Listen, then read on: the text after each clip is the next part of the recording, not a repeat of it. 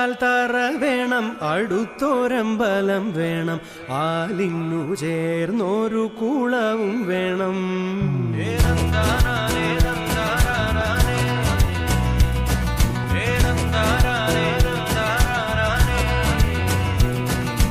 ആലായാൽ തറ വേണം, അടുത്തോരമ്പലം വേണം, ആലിന്നു ചേർന്നൊരു കുളവും വേണം.